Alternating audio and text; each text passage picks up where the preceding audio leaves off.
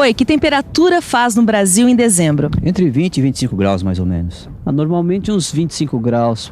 Bom, é uma temperatura muito agradável, por volta de 20 a 25 graus. Então por que a gente vê filmes e desenhos e cartões de Natal com lugares cheios de neve? Eu creio que por causa dos europeus que se radicaram aqui no Brasil e trouxeram toda essa tradição de Natal, tipo europeu, neve, Papai Noel. Talvez trazido pelos imigrantes. E o brasileiro já acostumou com essa tradição. Como seria um Natal tipicamente brasileiro? Tipicamente brasileiro? Um Natal com bastante verão. Bem, seria com roupas mais leves, né? Provavelmente o Papai Noel de charrete, não de trenó com aceno, né? Você deve estar perguntando o que a neve e o Natal têm a ver com a metrologia. É que a metrologia ainda hoje utiliza normas internacionais de medição. E aí, às vezes, que surgem alguns problemas, porque os parâmetros usados em outros países muitas vezes não se adequam à realidade brasileira, principalmente no que diz respeito ao clima e à temperatura. A gente pode observar isso vendo os relógios comparadores. Você conhece alguma norma brasileira que regulamenta os procedimentos e outras condições de calibração dos relógios comparadores? É isso que a gente vai ver nesta teleaula. Hoje você vai conhecer as normas brasileiras que regulamentam a calibração dos relógios comparadores. Vai aprender como se prepara o relógio comparador para a calibração, como se faz a leitura em uma tabela com desvios totais permissíveis e como, usando diagramas, se identificam erros máximos. Se ajeite na cadeira e pegue seu livro de estudos. Está começando a última teleaula do bloco de metrologia.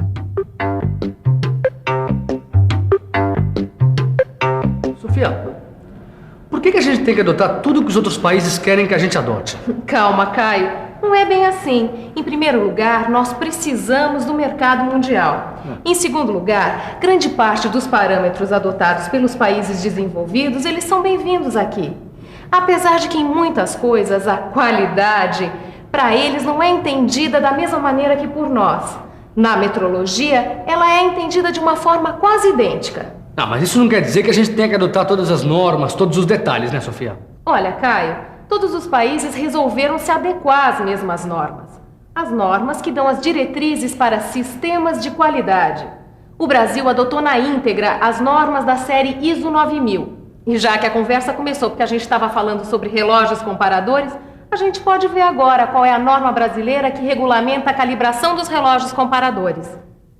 A norma brasileira que recomenda os procedimentos é a NBR 6388. E o primeiro parâmetro que a gente deve levar em conta é a repetibilidade do relógio, ou seja, a capacidade do relógio de repetir as leituras para o mesmo comprimento medido. Essa repetição de leituras, ou repetibilidade, deve se dar dentro de algumas condições normais de uso que a gente vai ver agora. A primeira condição é aquela que a gente aciona a haste móvel várias vezes, seguidamente, em diferentes velocidades, até que chegue a uma placa fixa de metal duro e que não se deforme. O relógio deve apresentar as mesmas leituras nessas condições. Outra condição é a de que o relógio deve repetir as leituras mesmo se movimentarmos a placa ou o cilindro em qualquer direção, num plano perpendicular à haste móvel, sendo que esta deve retornar sempre ao mesmo ponto. Ainda não acabou, Caio. O relógio ele deve apresentar a mesma leitura para medições de pequenos deslocamentos. Assim, ó. Eu desloco e a leitura continua a mesma. Mas você está deslocando a haste com alguma medida definida? Esses deslocamentos têm que ser da ordem de 25 micrômetros. E, finalmente, o relógio ele deve ir apresentando a mesma leitura. Se eu levar o ponteiro bem devagar sobre a mesma divisão da escala, várias vezes, assim, ó, primeiro num sentido e depois no outro.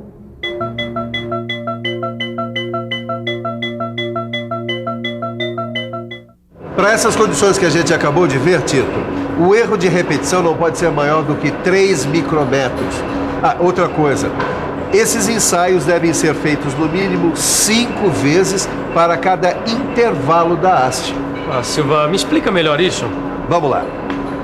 Em alguns relógios, o curso é de 10 milímetros. Pois bem, Então, esses ensaios devem ser distribuídos entre o início, o meio e o final da haste. Entendeu? Entendeu. Este eixo deve ter a mesma medida, qualquer que seja o ponto que eu selecione.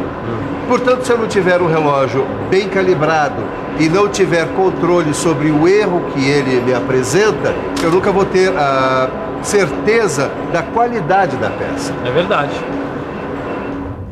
Quais as normas que você acha importante seguir? Sobre unidades de medida. Na área de faculdade, de colégios técnicos, seria muito importante seguir essas normas. São importantes para ser seguidas, porque todas elas servem para alguma coisa, certo? E para que servem as normas?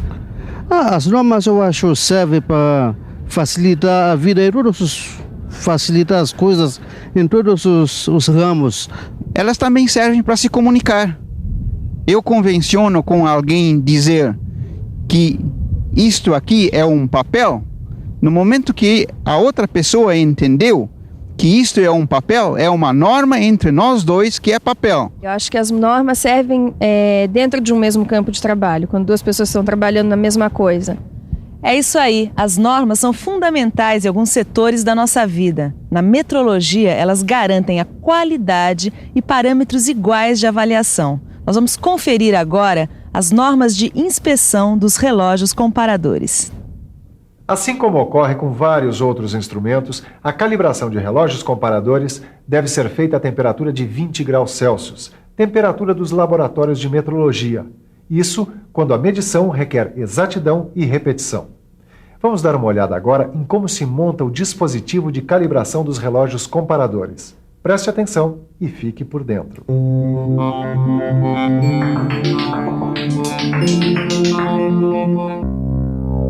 O relógio comparador tem uma estrutura que lhe dá uma falta de estabilidade. Isso deve ser compensado montando o relógio num suporte suficientemente rígido. A calibração é feita por meio de um dispositivo que posiciona o relógio perpendicularmente e em oposição à cabeça de um micrômetro. Assim, é possível fazer leituras que vão de 1 milésimo de milímetro até medidas superiores. Nesta posição é que se fazem os ensaios e medições. O que a gente faz, Caio, é uma série de leituras em espaços determinados. Eu marco os intervalos e faço as leituras no comprimento total do curso útil do relógio. Tá vendo? No começo eu faço a leitura a cada 10º de volta. Deixa eu ver se eu entendi. Primeiro eu preparo todas as condições para fazer uma série de ensaios com o relógio. E é lógico que eu vou fazer um monte de leituras e ter várias medidas. Mas e depois? Como é que eu analiso esses acertos e erros, Sofia? A gente define a exatidão do relógio comparador como a capacidade que ele tem de, dentro de um intervalo específico, dar leituras que tenham erros dentro de desvios que são permitidos. Como é que eu sei quais são esses desvios permitidos? Isso já foi definido, Tito, por uma série de experimentos e colocados numa tabela. A tabela dos desvios totais permissíveis. Essa tabela relaciona os intervalos em que eu vou fazendo as medidas com as diferenças que eu vou obtendo entre essas medidas, entendeu? Deixa eu ver se eu te explico melhor. Me passa esse aferidor. Peraí. Aqui. Eu começo com intervalos de 1/10 de volta e vou fazendo as medidas. Entre essas medidas vai haver diferenças ou não. E eu sigo até 5/10 de volta ou meia volta. Repito isso até para 2 voltas. E para intervalos maiores. Existe um limite para essas medidas variarem umas das outras. Esse limite é o desvio total permissível. Agora eu entendi. Então só está faltando a gente conhecer de perto essa tabela.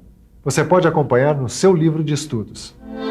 Com essa tabela, a gente pode identificar os desvios em 1/10 de volta, que é de 5 micrômetros. O desvio total permitido para 5/10 de volta é de 10 micrômetros.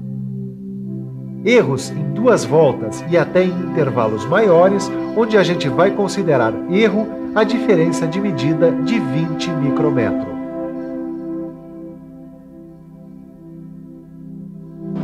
Oi, você já teve um problema com um relógio comparador que não estava calibrado? Sim, às vezes nós temos. Sim, a gente controla alturas de ferramentas e uma vez eu estava acertando uma ferramenta de 32, notei que estava com 32,5, aí eu mandei calibrar o relógio, que realmente ele estava fora. Já sim, mais de uma vez. Como é que você percebeu esse problema? Por exemplo, eu tenho uma ferramenta que já vem calibrada para mim, com a medida específica. E eu passo ela no relógio, está dando uma diferença. Então eu desconfio do relógio. Agora a questão é, eu percebo os desvios entre as medidas e faço o quê, Sofia? Bom, primeiro a gente analisa todos os desvios para poder identificar os possíveis erros. E os erros variam. Quer dizer, eu vou ter erros mínimos e erros máximos. O que a gente procura fazer é estabelecer parâmetros para saber quais são os erros aceitáveis. Isso eu entendi. O que eu não entendi é como é que se faz isso. Bom, existem algumas maneiras e a mais comum é analisar e demonstrar os erros do relógio através de diagramas. Ô Tito, nesse diagrama dá para observar os erros em função do seu curso útil. Muito bem. Todas as leituras devem ser feitas adequadamente em intervalos espaçados. Nesse caso aqui, 1/10 de volta, o que permite demarcar os intervalos do curso útil do relógio e ver o erro máximo do curso útil. Silva, por que esse diagrama apresenta duas linhas? Uma tracejada e a outra contínua. Essas linhas representam uma leitura crescente e outra decrescente, ou seja, o carregamento e o descarregamento da haste do instrumento. Quer dizer que eu vou poder representar o diagrama dos erros de várias maneiras? Vai. Pois é, e você vai poder determinar os períodos que quiser analisar. Por exemplo, eu separei aqui um trecho só com erros da primeira volta do ponteiro do relógio. Aí você vai encontrar o erro máximo da primeira volta. Quer dizer que com o diagrama você acaba tendo uma noção visual do processo de calibração. Exatamente.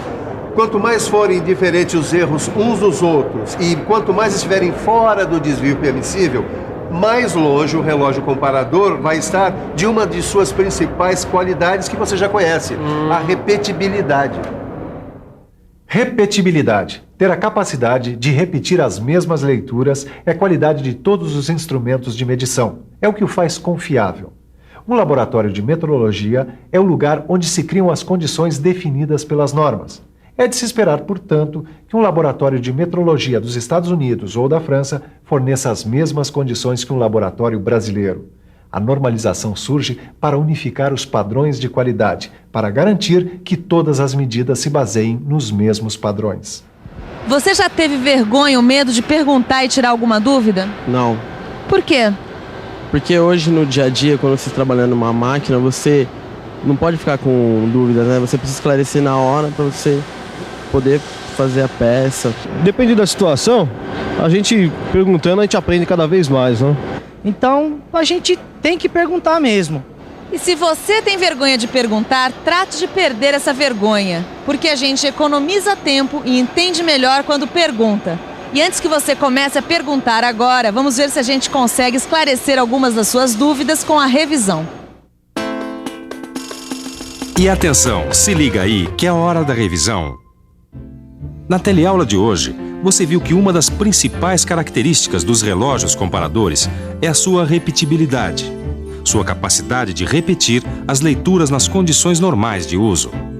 Conheceu as normas brasileiras de calibração dos relógios comparadores e aprendeu quais as condições e como se monta um dispositivo para a calibração dos relógios. Finalmente, conheceu como fazer a leitura em uma tabela de desvios permissíveis e como, através de diagramas, identificar erros máximos. Nós estamos encerrando o bloco de metrologia. E eu espero que você tenha entendido o porquê dessa ciência ser fundamental, principalmente para a mecânica. O importante é você captar o raciocínio que existe por trás do funcionamento dos instrumentos, das medições e do trabalho com as medidas obtidas. O resto você aprende na prática. E também não esqueça de usar o seu livro de estudos. No final dele tem alguns exercícios. E não sinta vergonha de perguntar, porque perguntar obriga tanto quem pergunta quanto quem responde repensar sobre os assuntos. E nas próximas teleaulas, vamos começar a estudar processos de fabricação. Não percam. Até lá. Tchau.